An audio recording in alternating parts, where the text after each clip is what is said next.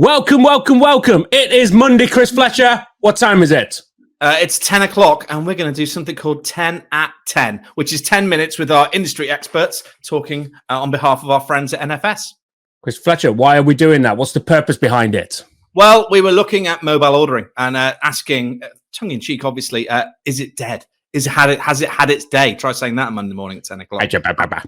Has it had its day? So we brought a load of people along. We've asked a question to our audience and NFS. Oh my God, I'm doing well so far. And we asked them what we thought the adoption rates would be in the next 12 months of mobile ordering. And what were the results, Kieran? Well, less than 20% of people, 27% of people who questioned said, we think less than 20% of people are going to want to continue to use this going forward. Those people are insane. There was a slight theme running through those 27% of people that there were a lot of operators, and I think that might be more wishful thinking than actual reality. 37% of people questioned said, we think 50% or more people will continue to use it, and 37% more said 65% plus. So this thing is going nowhere. It is going to be a part of our future, and it needs to be successful. It needs to be seamless, and it needs to be slick. And we're going to talk a little bit more about what the customer perspective is with that. So let's crack in. We're going to introduce our first guest.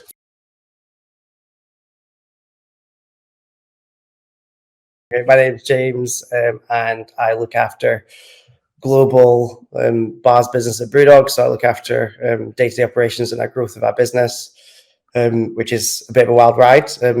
As you can imagine, busy at the minute. Just you find me at home today, which I'm normally on the road. So good to be back at home in one place for a few days.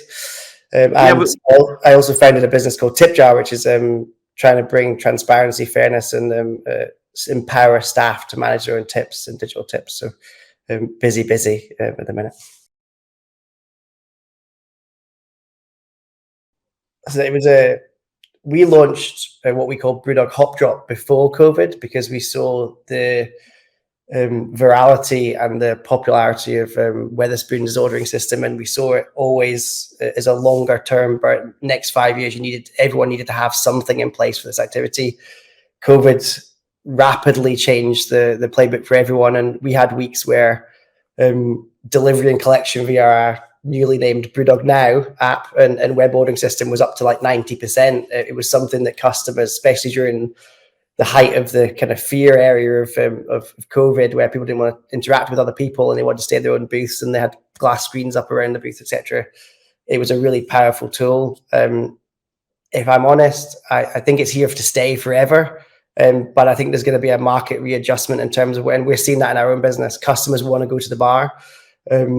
I've just spent 2 days in London, Tower Hill, Canary Wharf, Seven Dials, Soho. The bars were busy and people were enjoying that experience. And if I'm truly honest, our staff enjoy that experience where they're all passionate about beer and they want to get people to taste stuff. And operationally, it's difficult to kind of squeeze the magic moments of hospitality into an app ordering experience. But I do think it has incredible value in venues where you're really far away from the bar, where the bar's busy. And I think that what will happen over the next 2 to 3 years is that its market share will grow gradually again and again and again until it becomes a substantial part of our business.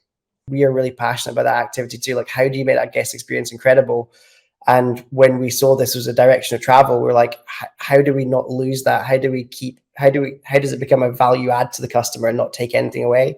So we actually allow customers to order tasters, gets a bit dangerous, via the app, so they can taste beers and they can get stuff sent over to them. Or they can also just request a server via your app, so you can just hit a button and it will ping the say, listen, somebody wants to talk to you. So it's not just about ordering, it's about a communication opportunity to say, listen, hey, I need help, or hey, can I talk to you about this, etc. So we've tried to lace that customer experience through the design of the program.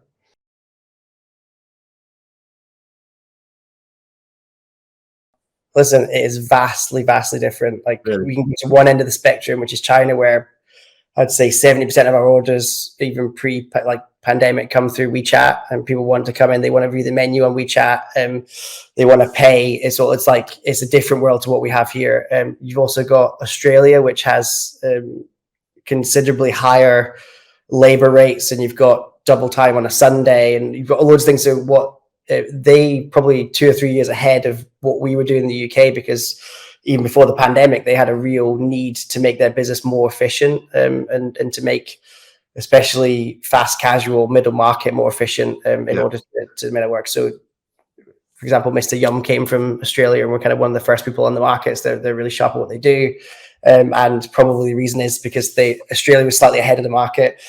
Then you've got UK, which I think in comparison to those two is a little bit behind, but certainly ahead of Germany and France, which we kind of struggle to get uptake on our products, and there's certainly lower data in kind of Germany, France, and Spain. Potentially that's venue style, venue mix, demographic, etc.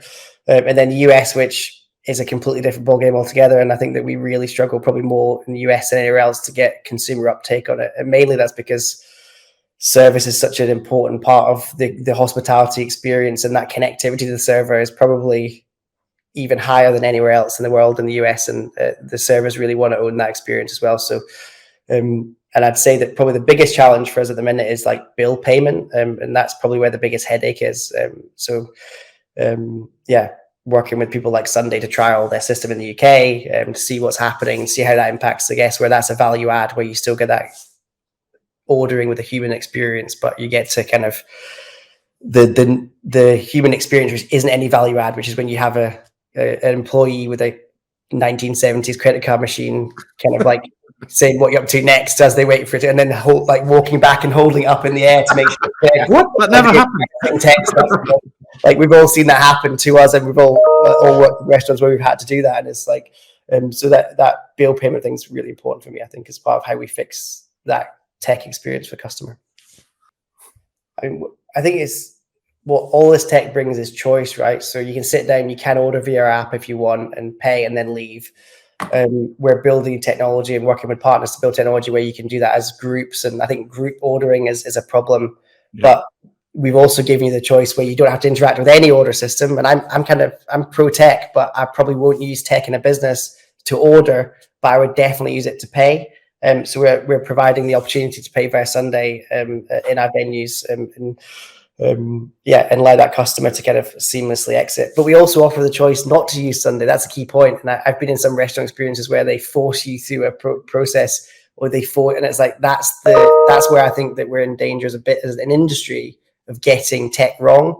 I think you've got to allow the customer to decide. And I think over time, people will adopt the best way, or the most easy, the most convenient way for them. And that will predominantly, I think, be paying on our own phones via some platform. I'm not sure. I've not got a magic ball, but I think people pay on their own device, in particular with open banking. Like open banking is going to have a massive impact on our industry and what we do as consumers. So at Tip Jar, you can now tip via your banking app, so there are loads of examples where payment technology is going to come backwards into hospitality, and we don't quite know where that's going to land yet, I don't think.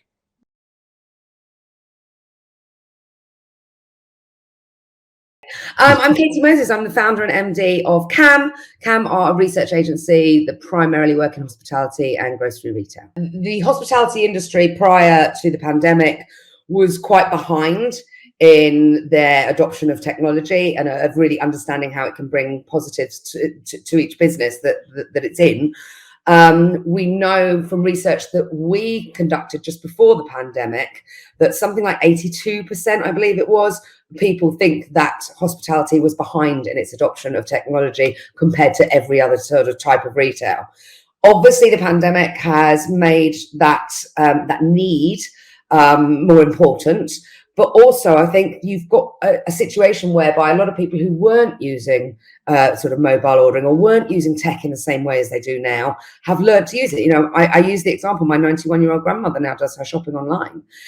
So we've had all of these people that wouldn't normally perhaps adopt that technology, adopting it. And I just don't see that that's going to change dramatically anytime soon. I think the thing to realize is that it's not necessarily about the sector, it's about the occasion. So it's about the occasion that the customer is on and the mission, as we would call it, that they are on that particular visit. So if I am, for example, we know that parents with small children much prefer to use mobile ordering. So, if you're there, it's all about it being seamless. It's about it being a seamless experience. So if you're on that mission where you want to have a long, lazy lunch, then yeah, you're probably going to be fine ordering from a waiter, waitress, and having that sort of one-on-one time with people. But if you're coming in and out for a quick business lunch, then that might be different. So I don't think it's necessarily about the sector. I think it's more about the occasion.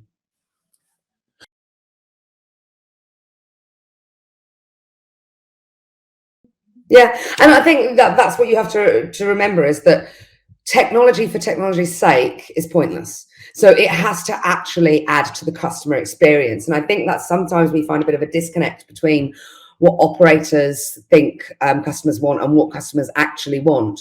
And as long as the technology that you introduce into your business makes the customer experience better, then it's worth having. I think that sometimes the operators or HQ people don't really understand what benefits that kind of mobile ordering do. And the fact is if you can order on a mobile, it frees up the staff to do a good job and to give you that customer experience. And if that means, we know, for example, that there are certain things that technology can't do. It can't greet you when you walk through the door. It can't come up and ask you if your meal's okay or if there's anything else that you need. So we do have to be aware that any technology that we introduce has to free up our staff to do those softer bits, that customer service experience.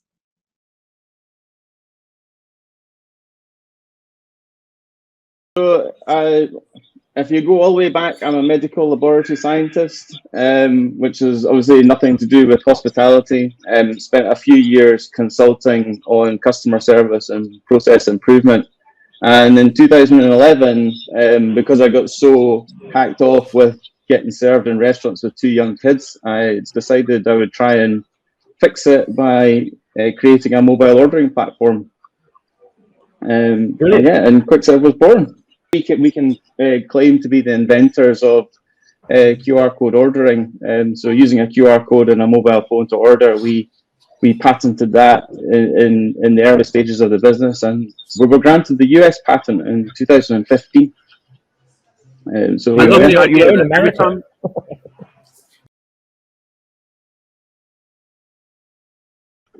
Well, so for off-premise mobile ordering, I think is going to be remarkably resilient. I don't think we're going to see much drop-off in off-premise ordering.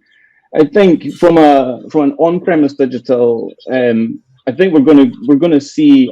I would characterize it as a bit of a reflective next 12 months. What we're seeing in our data is that some operators are kind of going back and just reassessing where they want to take digital and mobile ordering, particularly on premise. And what that's led to is a marked fall in the number of transactions that we are seeing from an on-premise perspective. And that's not across the board, but certainly from a general picture, on-premise is probably well below where it was at the height of the pandemic, when people were forced to kind of use digital ordering. I think it's going to be very dependent on a couple of things.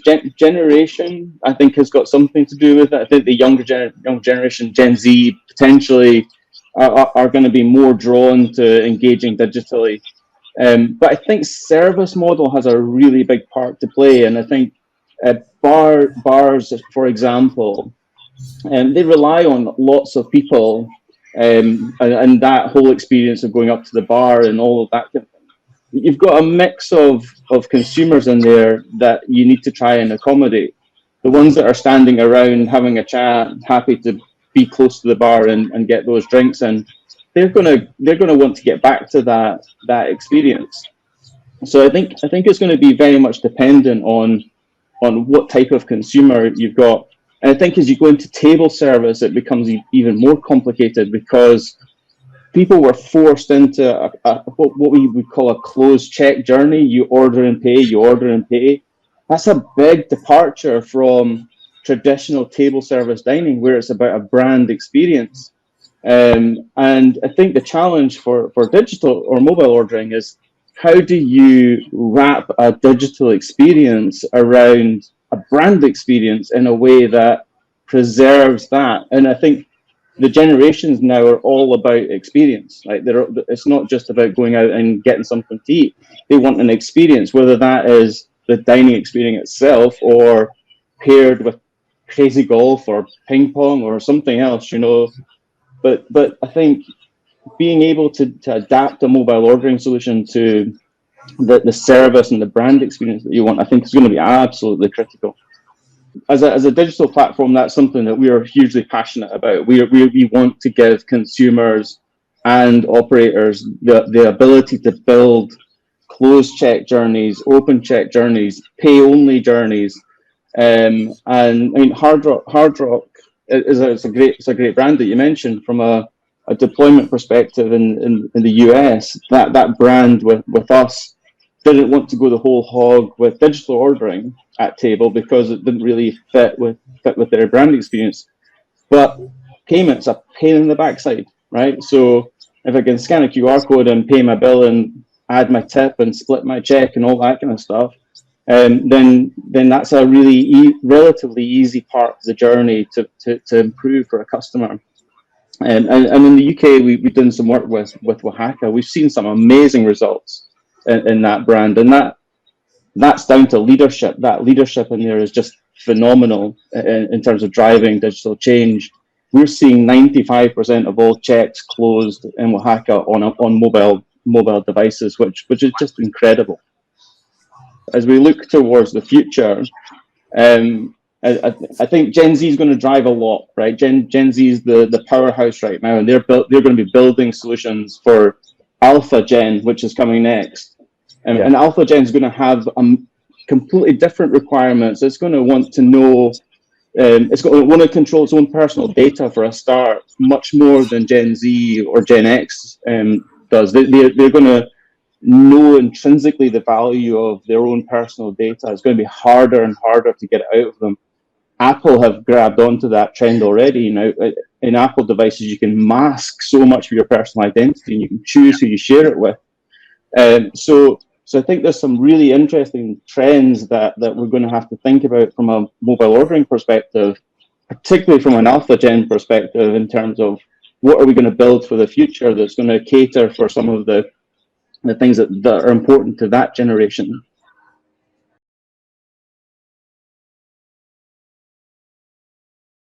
I think the immediate thing is own it. Really jump in with 2 feet. It's a change project. It's not a digital implementation.